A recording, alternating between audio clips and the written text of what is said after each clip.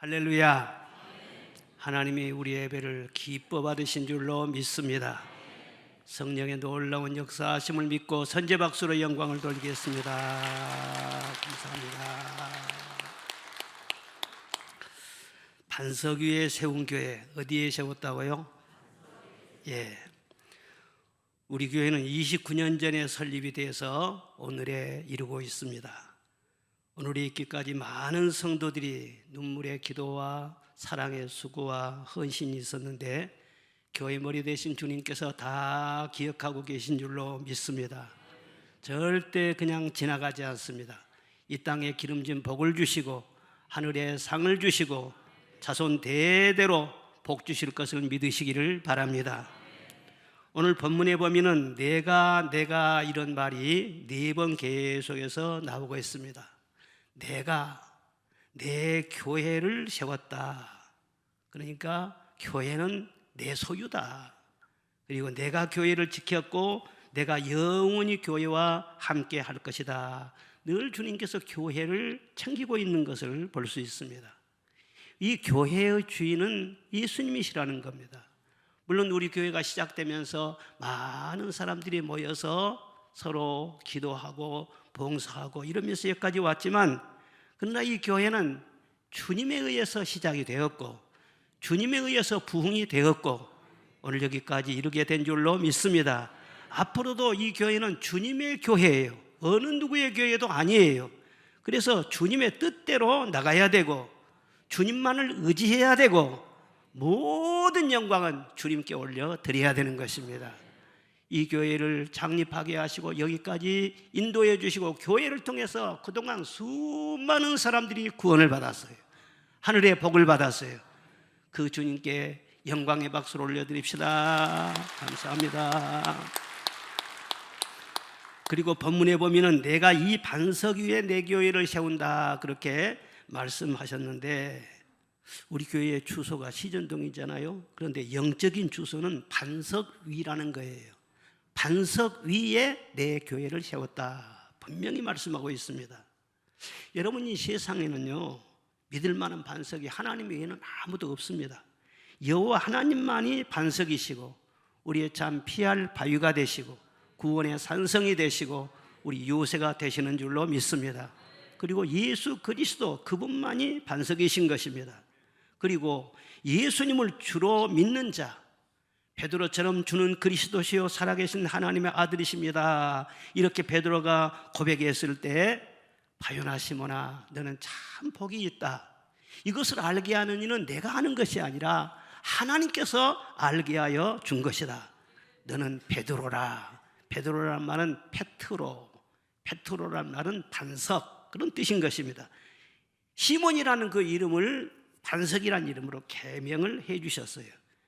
그러니까 주는 그리스도시요 살아계신 하나님의 아들이시라고 믿는 자들에게는 다 베드로처럼 이름을 개명해 주세요. 누구예요? 반석이라는 이름을 주신 거예요. 그리고 우리들이 다 믿는 자로서 반석이란 또 다른 이름을 갖고 있는 것입니다.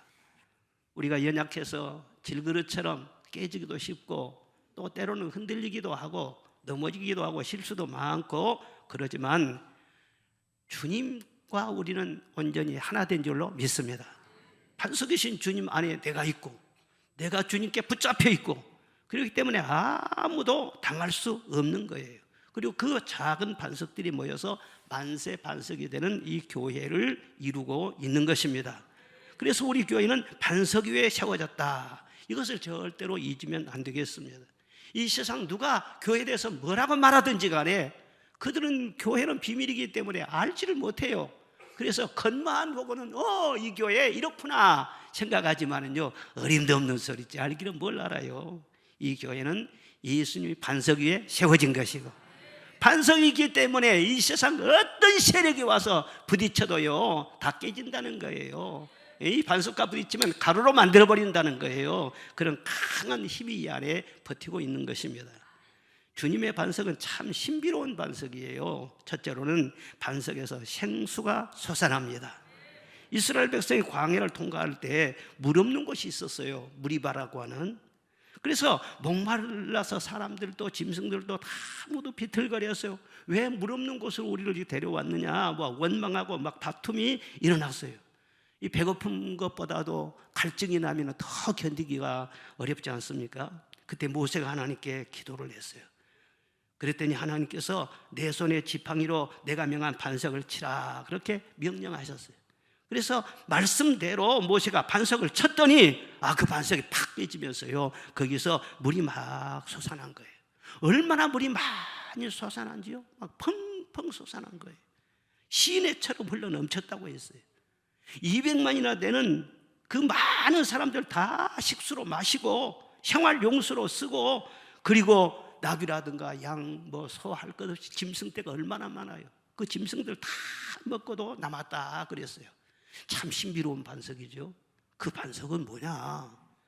고린도서 10장 4절에 그 반석은 곧 그리스도시라 분명하게 말씀을 하고 있습니다.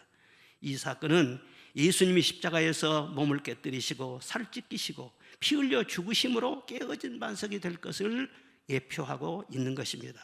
주님이 골고다에서 흘리신 보혈이 생수가 되어서 그 물을 마시는 자마다 다시 목마름이 없게 해주신다는 것을 예언하고 있는 말씀인 것입니다.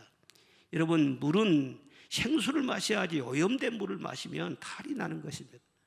또 목마르다고 바닷물을 마시면 갈증이 더 심해지는 거예요. 이 세상에 좋은 물이 많지만은요, 우리 육신 살려면은요 그런 생수를 사서 마셔야 되겠죠. 그런데 우리 마음과 우리 영혼을 시원하게 해주고 우리 현재와 미래까지도 시원하게 해주는 그 생수가 어디가 있을까요? 그 생수는 곧 주님이 주시는 것입니다. 이 세상에는 없는 생수인 거예요. 우리가 사마리아 여인의 얘기를 잘 알고 있지 않습니까?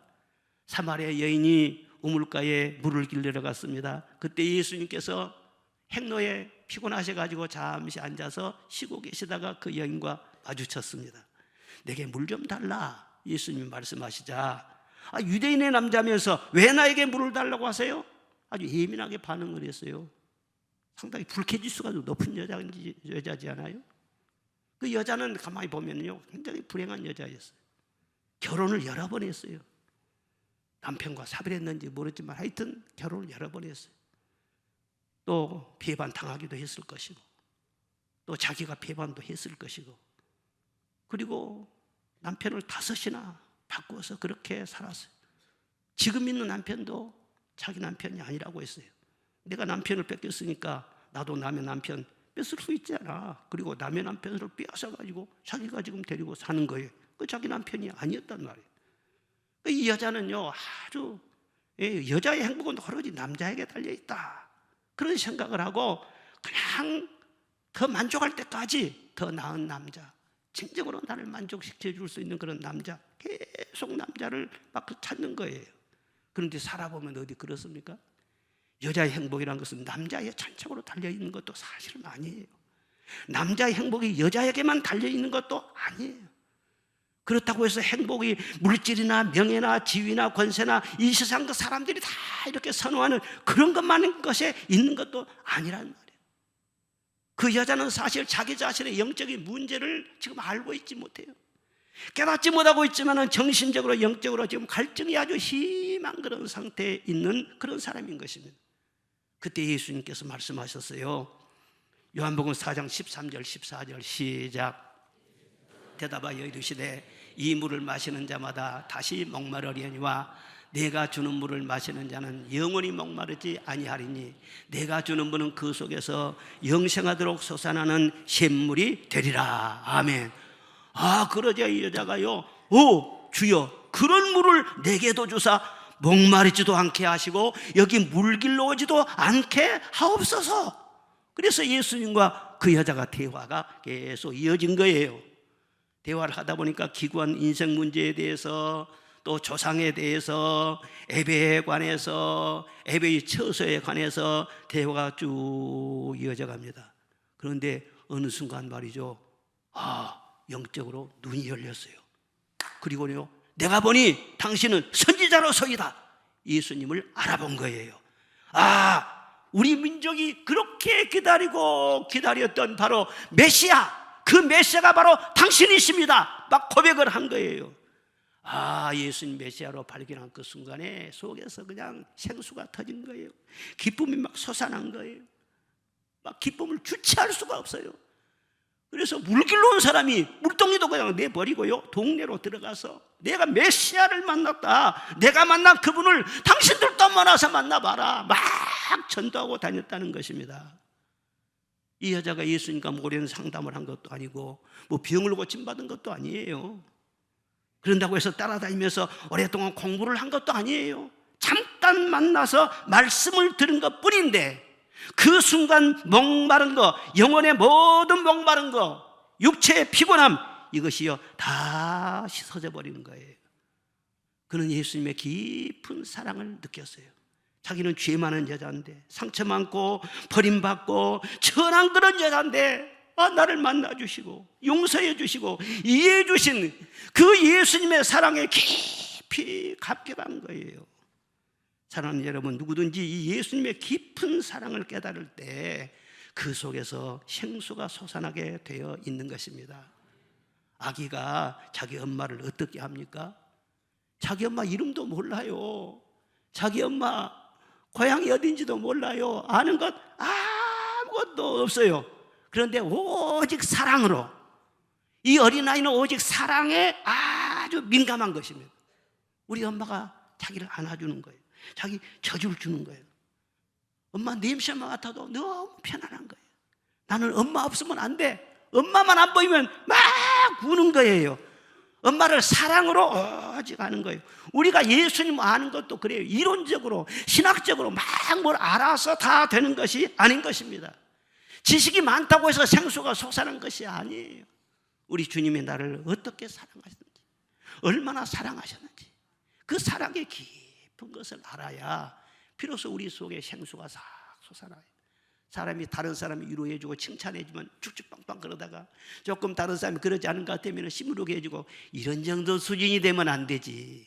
속에서 생수가 솟아나야지. 그래서 다른 사람의 기쁨을 전해줄 수 있어야지. 그런 사랑을 깨달음이 있기를 주의 이름으로 축원합니다. 우리가 늘 은혜롭게 부르는 찬송가 305장, 나 같은 죄인 살리신 주 은혜 놀라와, 그 찬송가 작사자가 존 뉴턴 아닙니까? 그런데 존 뉴턴 그분은요, 본래 아프리카에서 노예를 사다가 파는 노예 상인이었어요. 아주 자랑무도한 그런 사람이었어요. 그런데 한 번은 노예를 싣고 말이죠, 배를 항해하고 가는데 가다가 큰 태풍을 만났습니다. 심상치 않은 태풍이었어요. 그래서 죽을 뻔하게 된 거예요.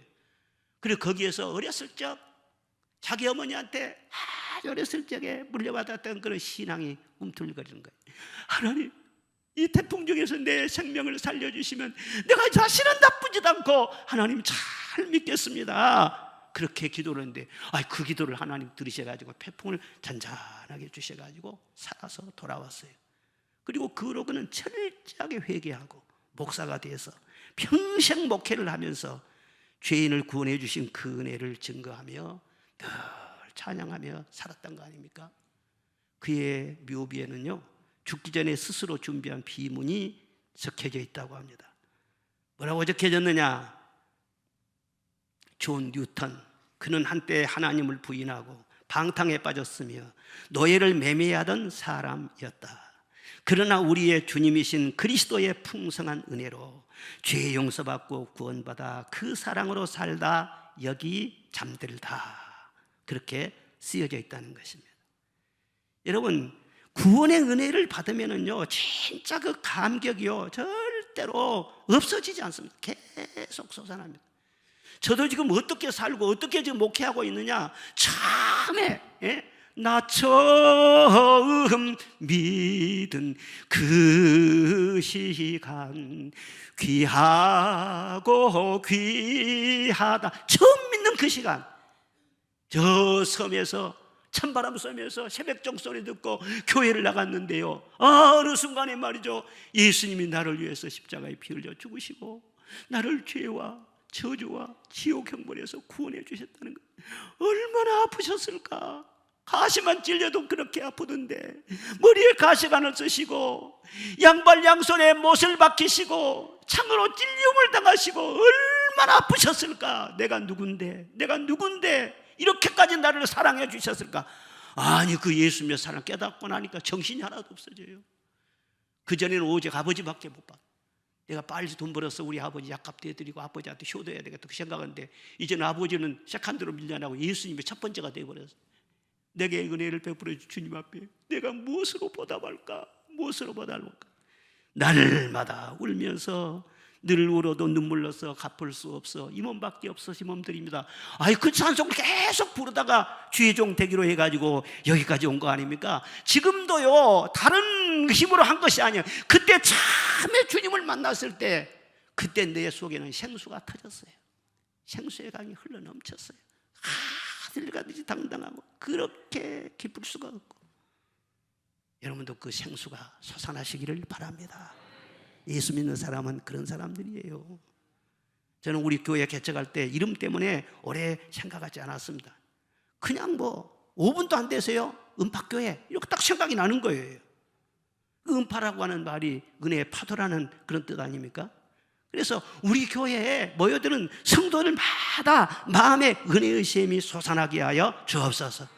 그리고 그 물이 점점 강을 이루게 하시고 바다를 이루게 하시고 거룩한 파도가 일어나게 해주셔서 많은 영혼들이 구원받게 하여 주시옵소서. 그리고 그 은혜의 파도에 밀려가지고 우리 모두가 다 천국까지 가게 하여 주옵소서. 그걸 생각하면서 은혜의 파도라 해가지고 은파교회 이름을 지은 것이죠. 그런데 하나님께서 주신 이름대로 항상 제단에 은혜가 솟아나게 하시니 얼마나 감사합니까? 앞으로도 계속 이 은혜의 샘이 강같이 흘러 넘쳐서 천하 만민이 마시게 될 것이고, 이 나라를 살리고 수많은 영혼들을 구원하는 그런 귀한 재단이 될 줄로 믿습니다. 그리고 둘째로는요, 반석은 무너지지 않는다는 거예요.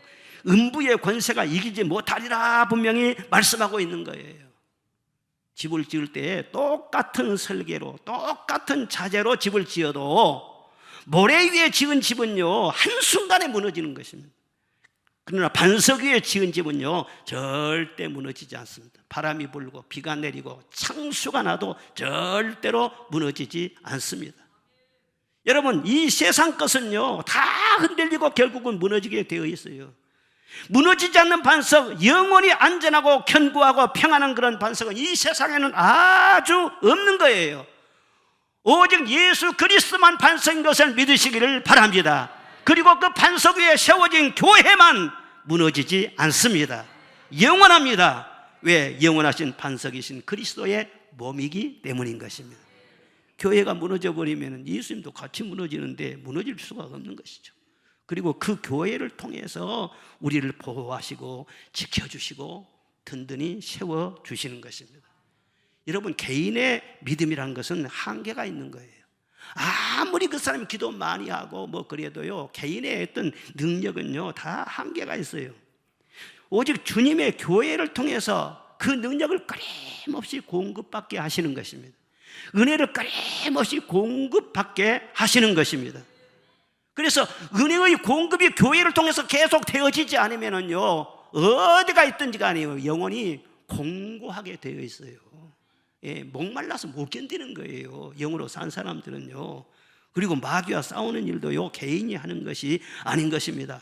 이 교회가 힘이 있어가지고 교회와 함께 원수 마귀를 대적하는 거예요. 음부의 권세와 대적하는 거예요. 이 교회만이 갈급한 자에게 물을 주고 병든 자를 치료해주고 시험든 자를 건져주고 죄에서 마귀에서 환난에서 건져줄 수 있는 구원의 능력이 있다는 것을 믿으시기를 바랍니다. 술 취하고 방탕하고 음란한 세대를 향하여 하나님의 말씀을 전하고 거기에 빠진 사람을 건져내고 실패와 좌절과 낙심과 멸망에 허덕이는 많은 심령들이 새로운 힘을 얻게 되고 새 삶을 얻고 새 길을 찾게 되는 것은 어디에서 그런 힘이 나오느냐? 하나님께서 반석이신 교회를 통해서 그 역사를 이루시는 것입니다. 그래서 교회는 항상 성령 충만해야 되고 힘이 있어야 되고, 또 그런 교회를 만난 것은 너무너무 귀한 선물이고 하나님의 축복인 것을 여러분 감사하시기를 바랍니다. 미국의 샌프란시스코 교회는 골든 브리지, 세계적으로 유명한 금문교라고 하는 다리가 있습니다. 길이가 2.7km에 달합니다. 경고성이나 디자인이나 얼마나 아름다운지요. 아주 세계적으로 유명한 다리예요. 1937년도에 개통을 했습니다. 누가 설계했느냐? 조셉 스트라우스라고 하는 세계적으로 유명한 엔지니어가 설계했는데요. 설계할 때 고심을 많이 했다고 합니다. 저도 한번 가봤는데 이 샌프란시스코에는 낮에도 말이죠, 안개가 그렇게 많아요. 안개가 많은 지역이고 지진이 아주 잦은 그런 지역입니다. 그리고 그 밑에 보면은요, 바다 물살이요 얼마나 아주 센지 몰라요. 그런데 거기에다가 교량을 딱 세워가지고 흔들리지 않고 무너지지 않는 그런 다리를 건축을 해야 되는데요, 이거 어떻게 설계를 할까? 이 악조건을 어떻게 견디게 할 수 있을까? 많이 고심을 했대요. 그러다가 레드우드라고 하는 2000년 된 나무에서 영감을 얻어가지고 설계를 했대요. 이 나무는요, 세 가지 특징을 갖고 있는데, 첫째는 뿌리가 다른 나무보다 땅속 깊은 곳으로 들어있다는 거예요.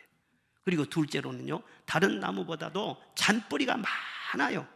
그래서 습기 있는 곳으로 찾아 들어가서 물을 나무로 원활하게 공급해가지고 2000년 동안이나 생명이 유지되도록 그렇게 해준 거예요. 그리고 세 번째 무엇이냐? 이 나무의 뿌리가 깊이 들어가 있는데 큰 바위를요 칭칭 감고 있더라는 거예요. 그래서 큰 바람이 불어서 나무가 흔들릴 때도 이 반석을 감고 있는 이 뿌리 때문에 굳건히 서가지고는요, 이 나무가요 흔들리지 않고 피지도 않고 다 버티고 있어요. 그래서 영감을 얻어가지고 우리도 다리를 그렇게 건설해야 되겠다. 그래서 반석이 나올 때까지 깊이 파들어갔다는 거예요. 그리고 그 위에 교각에 기주를 세워서 어떤 태풍이나 지진에도 흔들리지 않고 오늘까지 잘 건재하고 있다고 하는 것입니다. 얼마 전 미얀마에 큰 지진이 났는데 멀리 태국에까지 말이죠, 콘크리트 건물이 무너지고 수십 층 되는 고층 건물이 빌딩이요 힘없이 무너져 내려버렸어요. 말생 환란이 심하다고 했습니다. 곳곳에서 보면은 환란과 고통으로 신음하는 소리가 들리고 있지 않습니까? 우리 사회가 얼마나 자살자가 많고 이혼이 늘어나고 가정 파괴가 말할 수 없고 음주문화, 음란문화, 퇴폐문화, 도박문화 말할 수 없이 계속해서 창궐해지고 있습니다. 나라도 가정도 우리 인생도 다 죄 때문에 멸망하는 것입니다. 그런데도 이 죄의 길을 벗어나지 못해. 출구를 몰라. 어디로 가야 내가 안전할지 그것도 몰라요. 어디로 와야만 이 세상 모든 죄악을 끊고 멸망의 길에서 생명의 길로 유턴할 수 있겠습니까? 오직 교회를 통해서인 줄로 믿습니다. 그래서 교회는 세상의 소망인 것입니다. 레드우드 그 나무 뿌리가 큰 바위를 칭칭 감고 있는 것처럼 교회는요, 예수님과 온전히 하나가 되어야 돼요. 예수님 떠나는 교회는요, 아무런 영적인 힘이 없습니다. 그리고 우리 한 영혼 한 영혼이 교회와 온전히 하나가 되어야 하는 것입니다. 그럴 때 교회와 함께 우리들은 음부의 권세를 이겨낼 수 있는 것이고, 원수 마귀는 한 길로 왔다가 7길로 도망칠 줄로 믿습니다.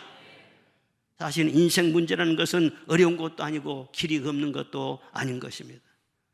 사실 시간 성전에 나와서 진정과 신령으로 예배를 드리고 은혜를 받으면은요, 은혜는 감성만 딱 터치하고 지나가 버린 것이 아니고 그 은혜가 내 속에 살아 역사하는 거예요. 그 은혜가 일하는 거예요. 나를 지켜주시고 보호하시고 그 은혜가 미래를 준비하는 길을 닦고 있고 나를 인도하는 역할을 하는 것입니다.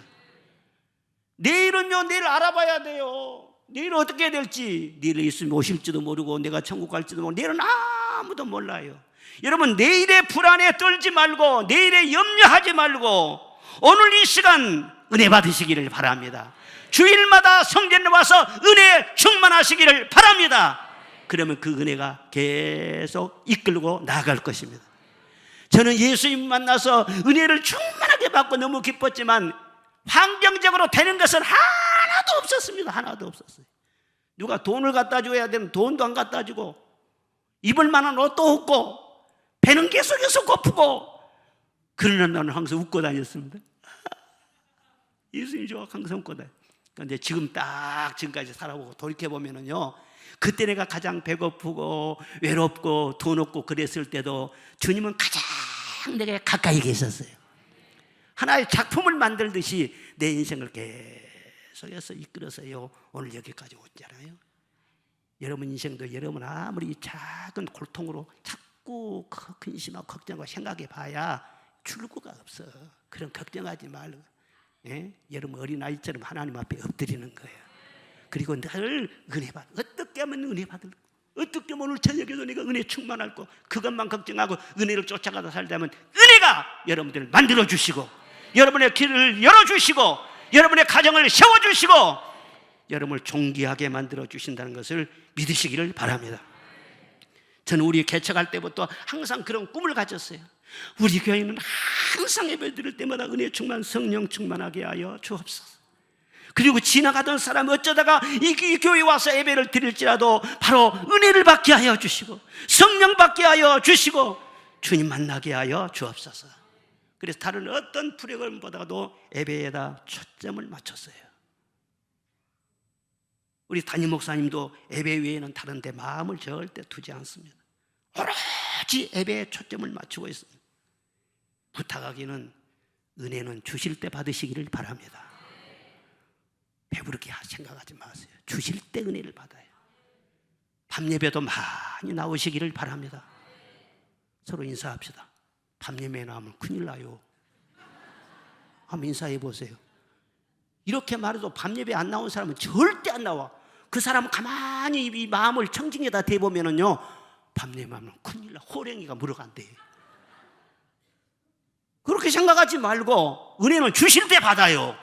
주실 때. 할렐루야. 그러면은요, 시간 은혜 받으면 음부의 권세를 이기고 되고, 영혼이 잘된 같이 범사에 잘되고 강건하게 되는 것이 은혜로 살아야죠. 마지막 세 번째로는요, 천국 열쇠를 주리라. 반석이신 교회를 통해서 천국 열쇠를 주신다는 거예요. 여러분, 천국 열쇠를 누구에게 주느냐? 교회의 천국 열쇠를 예수님께서 맡겨 주신다는 거예요. 그래서 전도를 해보면은 예수님 믿기만 하면 구원받는데요, 참 예수 믿게 하기가 얼마나 어려운지 몰라. 그리고 제대로 성도를 만들기가 얼마나 어려운지 몰라요. 내 한자 개인의 힘으로는요 다 감당할 수가 없어. 그런데 하나님께서는 이 일을 교회에 맡겨 주셨습니다. 교회를 통해서 전도를 받게 하시고, 예수님을 영접하게 하시고, 믿음이 자라가게 하시고, 교회를 통해서 그 일들을 다 하게 하시는 것입니다.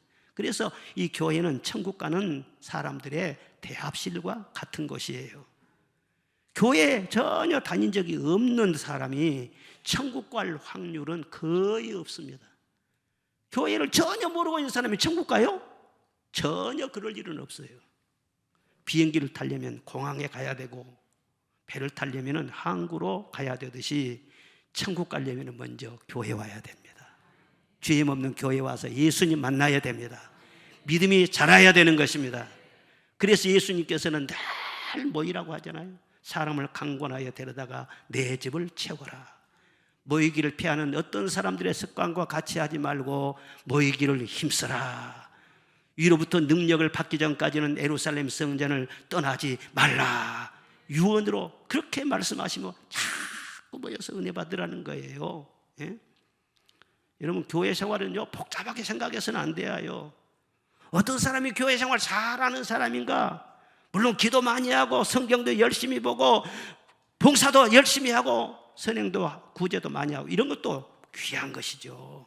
그런데 사실 완전하신 하나님 앞에서는 그것은요 특별한 것이 아니야. 아무리 우리가 선을 행한다고 할지라도 하나님의 기준에 미친다고 그렇게 말할 수는 없어요. 대수롭지 사실 않는 거예요. 문제는 얼마나 내가 열심히 시간 교회에 나오느냐, 얼마나 많이 예배를 사모하고 주님을 많이 만나느냐, 그것을 주님께서는 귀하게 보시는 것입니다. 한 달에 한 번이나 생각나면 한 번만, 그리고 1년에 다음에 부활절이라 돼, 부활절 한 번 가고, 결혼 기념일이라네, 그때 한 번 교회에서 결혼식 했으니까 한 번 가고, 그 다음에는 꼭 잠자고 뭐 이런 식으로 턱걸이로 교회 나와서는요 어떻게 신앙생활이 건강하게 잘 자라겠어요? 꾸준하게 나와야 돼요. 저는 그래요. 한 번 새벽부터 교회 나간 다음에 새벽이나 저녁이나 낮에나 교회 종칠 때는요 하여튼 뭐 작년들 예배까지 저는 작년 재직했던 말이죠. 학생 때부터 참여했어요. 하여튼 뭐 있다면 무조건 하고 그러다 보면 은혜를 못 받을 때도 때로는 있지. 그러나 꾸준한 사람은 못 당해요. 하나님께서 계속 은혜가 쌓이게 해주시는 것입니다. 깨닫게 해주시는 것입니다. 그리고는요 영적으로 건강한 사람이 되도록 그렇게 이끄시는 거예요. 할렐루야. 사랑하는 여러분, 신앙생활을 자기 나름대로 생각하지 말고 자기 나름대로의 세계를 구축하지 말고 영적으로 교회 중심에서 하시기를 바랍니다. 그것이 건강한 신앙생활이에요. 선다싱이라는 인도의 성자가 있는데 이분은 히말라야 산을 타고 다니면서 전도를 많이 한 사람으로 유명합니다. 그런데 한 번은 깊은 산에서 고행하는 힌두교도들을 만났어요. 이 힌두교인들은요 고행에서 인생의 의미를 찾는 그런 사람들입니다. 그런데 보니까요 어떤 사람은 평생을 거꾸로 나무에 매달려 가지고 사는 수행한다고 그런 사람이 있어요. 어떤 사람은요 10년 동안 손을 들어서 말이죠 손이 내려오지 않는 그런 사람이 있더라는 거예요. 또 어떤 사람은 굴 속에 들어가서 굴을 딱 막아버리고 좁은 구멍으로 먹을 것을 갖다 주는 그런 곳에서 말이죠 수행한다고 사는 그런 사람들도 있더래. 그래서 굴 속에 있는 사람 보고 그랬대요. 선생님, 그렇게 어두운 곳에서 살면서 무엇을 발견했습니까? 그 굴 속에서 깨달은 것이 무엇입니까? 그렇게 물었더니요 대뜸 뭐라고 말하냐면은 아무것도 없습니다. 내 마음은 이 동굴보다도 훨씬 더 어둡습니다. 그러더라는 거예요. 뭔가 깨달으려고 들어간 사람이 마음이 동굴보다 더 캄캄하고 어둡다니 아유 얼마나 힘들어요. 현대인들이 다 나름대로 홀로를 추구합니다. 자기 세계를 추구합니다. 자기 나름대로 어떤 동굴을 만들고 그 속에 들어가서 딱 사는 그런 사람들이 너무나 많은 거예요. 지금도 많은 사람들이 신앙생활을 하고 예수를 믿는다고 하면서도 자기 세계의 동굴을 추구해요. 그래서 교회를 자꾸 떠나요. 교회 밖에서 길을 찾으려고 해요. 인간관계에서, 성공에서, 물질에서, 인기에서, 쾌락에서, 명예나 권력에서 의미를 찾으려고 해요. 그리고 고진감래라고 내가 고생 이렇게 열심히 하다 보면 좋은 날이 오겠지. 그것은 요행이에요. 그리고 교회를 떠나서 그냥 반석이신 그리스도를 떠나서 그냥 막 살면은 뭔가 될 것이다는 그런 인생은 한결같이 모래 위에 집을 짓는 그런 사람이죠. 갈수록 허무해요. 갈수록요 무너지는 것이 다 느껴집니다. 후회를 많이 하게 되는 거예요. 그렇게 하다가 언젠가는 이제 주님 앞에 서야 될 거 아니에요. 그런데 천국문에 딱 갔는데 거절당한다? 이거 끔찍한 것이지. 그렇게 신앙생활을 해서 되겠어요? 신앙생활은 나 홀로 내 중심으로 나 나름대로 하는 것이 아니라 반드시 교회를 중심하라는 거예요. 교회를 중심하라는 거예요. 그러니까 예수 믿는 사람들은요 죄 속에 방황하지만 예수 믿는다 하면서도요 교회에 제대로 적응 못하고 막 시험 들어보십시오. 그러면 예수 믿으면서도 영적으로 방황하는 거예요. 다른 것은 몰라도 천국 가는 문제에 대해서는요 확실해야지. 천국요 목사님 언젠가는 가겠지요. 그러나 오늘은 아니겠죠. 금년도 아니겠죠. 아주 건강하지 않아요? 요즘 목사님 100세 시대인데요 내 나이가 지금 60밖에 안 됐는데요 아직도 멀었지요. 그런 식으로 느긋하게 생각하지 말라는 거예요. 주님이 뭐라고 하셨어요? 그날은 도적같이 이른다는 거예요. 그리고 주님이 나를 부르시는 그날도 언제일지 몰라요. 도적처럼 불시에 생각지 않는 때 알지 못하는 시간에 내가 주님 앞에 서야 될지 모르는 거예요. 모르는 것이 아니라 그렇게 서게 될 것입니다. 그런데 오늘이 그날일 수도 있다. 이런 깨어있는 믿음으로 정신을 차려서 한 주 한 주 예배 잘 드리고 언제라도 주님이 부르시면은 기쁨으로 달려갈 수 있도록 항상 여러분의 영혼이 깨어있기를 바랍니다. 그것을 위해서 이 교회를 세우신 거예요. 그 영혼 구원을 위해서 이 교회를 위하여 끊임없이 하나님 은혜를 공급하시는 거예요. 미국의 펜실베니아주에 제임스 블랙이라고 하는 감리교 교인이 한 사람이 있었습니다. 그런데 그는 음악 교사이면서 성가대 지휘자였어요. 그러면서 평생도록 주일학교 교사로 봉사했다고 그럽니다. 그런데 한 번은 빈민촌에 전도를 나갔는데 거기 알코올 중독자들이 그렇게 많더래요. 그런데 알코올 중독자 딸 중에 배시라고 하는 그 딸이 있었는데 그 애한테 전도를 했어요. 그랬더니 뭐라고 하냐면은 저는요 교회 가고 싶어도요 입을 만한 옷이 없어서 못 가요. 그런 거예요. 그래서는 옷과 신발을 사다 주면서 교회로 인도했어요. 그랬더니 그 딸이 말이죠, 교회를 열심히 출석한 거예요. 그렇게 잘 다니다가 어느 주일 오후 예배, 청년 헌신 예배였는데 그 헌신 예배는 우리 어렸을 때도 회원들이 이름을 불렀습니다. 그런데 이름을 호명을 했어요. 불렀는데 배시하고 불렀는데 그 소녀가 대답이 없어요. 나오질 않은 거예요. 알아보니까는요 몸이 아픈 거예요. 병이 들었어요. 그래 얼마나 마음이 아픈지. 그래서 블랙이라는 이 선생님이 생각을 많이 했어요. 만약에 내가 하늘나라에 갈 때 내 이름을 부르는 소리를 듣지 못하고 대답을 하지 않는다면 나는 어찌 될 것인가. 여러분들만 교회에 와서 말이에요. 하나님이 자꾸 주여 그렇게 한 거 아니에요. 하나님이 여러분 한 사람 한 사람 이름을 호명한다는 그런 믿음을 가져야 돼요. 아무개는 왜 안 보여? 아무개는 안 왔네? 다 한 사람 한 사람 모든 출석 상황을 알고 있다는 거예요. 그래서요, 나 이름을 부를 때 내가 대답하지 않으면 어떻게 될 것인가. 그래서는요, 그 영감이 떠오르는 대로 막 작사하고 작곡을 했어요. 그런데 그 책에 보면은요 15분 만에 작사 작곡 다 끝내버렸대요. 진짜 참말인가 아직도 난 안 믿어져. 어떻게 그런 훌륭한 찬송을요 15분 만에 180장이요. 나팔 불 때 나의 이름, 나팔 불 때 나의 이름, 나팔 불 때 나의 이름, 부를 때의 잔치 참여하게. 이 찬송이 그래서 나온 거예요. 1절과 3절 우리 다 같이 불러보겠습니다. 박수 치면서요. 하나님의 나팔 소리 천지 진동할 때에 예수 영광 중에 구름 타시고 천사들을 세계 만국 모든 곳에 보내어 구원받은 성도들을 모으리. 아멘. 나팔 불 때 나의 이름, 나팔 불 때 나의 이름, 나팔 불 때 나의 이름, 부를 때에 잔치 참여하겠네.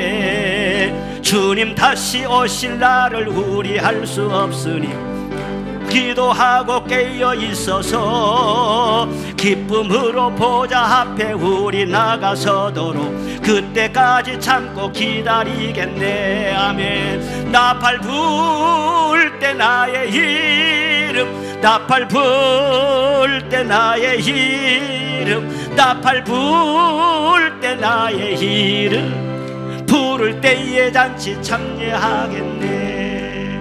부를 때에 잔치 참여하겠네. 아멘.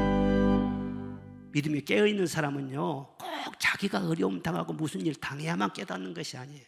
하찮은 일 속에서도 주님의 음성을 들어요. 진리를 깨달아요. 믿음이 대단하지 않습니까? 사랑하는 여러분, 교회를 여러분은 어느 정도 중요하게 생각하십니까? 얼마나 필요하다고 생각하십니까? 내 인생에 있어서 가장 중심이 되는 것이 뭐라고 생각하십니까? 과연 여러분이 거듭나서 하나님의 자녀라면은 교회가 여러분의 삶의 중심이 되어야 맞습니다. 내가 마지막까지 의지할 것이 바로 교회예요. 교회와 함께 마지막 생을 살다가 주님 앞에 부름을 받는 거예요. 사실 알고 보면은요 의지할 곳은 교회밖에 없어요. 어디 있어요? 교회에서 마지막 그 순간까지 주님 앞에 부름받는 그 날까지 새벽 기도하고 여기서 주의 이름을 부르다가 주님의 부름을 받아야 되죠.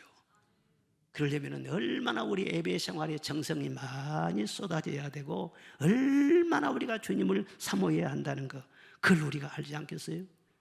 다윗 왕은 말하기를 주의 궁정에서 한 날이 다른 곳에서 천날보다 나은즉 악인의 장막에 거함보다 내 하나님 집에 문지기로 있는 것이 좋사오니 그랬어요. 그렇게 하나님의 성전을 사모했어요. 궁궐을 좋아하는 것이 아니라 그는 성전을 늘 사모했어요.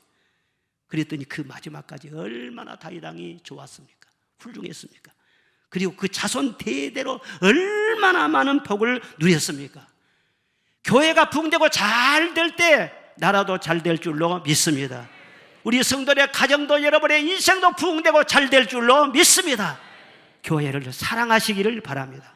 어떤 희생을 하더라도 교회에 누가 되는 일은 하지 말고, 교회에 누가 되는 말 한마디라도 조심하고, 혹시라도 교회에 어려움이 생길까 봐서 삼가 주의하면서 교회를 위해서 기도하고, 그게 주님이 그 중심을 보시는 거예요. 그리고 그 교회와 함께 그 영혼도 반석이 되게 하신단 말이에요. 교회 잘하는 것이 주님께 잘하는 것이고, 교회 사랑하는 것이 주님 사랑하는 것이고, 교회 가까이 하는 것이 주님 가까이 하는 것이고, 교회를 위해서 수고하고 헌신하는 것이 주님께 충성하는 것입니다. 저는 지난 29년 동안 우리 교회에서 목회를 했지만은요, 요즘 그런 생각을 많이 해요. 지난 날을 돌아보면서 내가 참 고생 많이 했지, 진짜로 고생 많이 했지, 그런 생각을 한 번도 해본 적이 없어요. 나는 29년 동안 여기서 고생한 것이 아니에요. 주님 앞에 쓰임받는 특권을 누린 거예요. 우리 인생이란 건 특별합니까? 인간의 연수가 70이고 강건한 80이라도 그 수고의 자랑은, 그 연수의 자랑은 수고와 슬픔 뿐이라고 해서 어디 가든지 수고 없는 데가 없어요. 그런데 주님의 일에 쓰임을 받는 이 특권을 누리면서 주님과 함께 동행하는 이게 얼마나 놀라운 은혜냐고. 저는 고생한 것이 아니라 진짜 특권을 누린 거예요. 아휴, 이렇게 복을 받아도 될까? 나는 그런 생각을 할 때가 있다니까요. 주님 위에 사명을 잘 감당하는 자는요, 의에 멸류관 입이 되었다 그랬어요. 그런데 내게만 아니라 주의 나타나심을 사모하는 모든 자에게들은 동일하게 의의 멸류관이 입이 되어 있도다. 교회를 위해서 사랑하고 충성한 여러분을 위한 말씀인 줄로 믿습니다. 우리에게 의의 멸류관이 주어질 것입니다.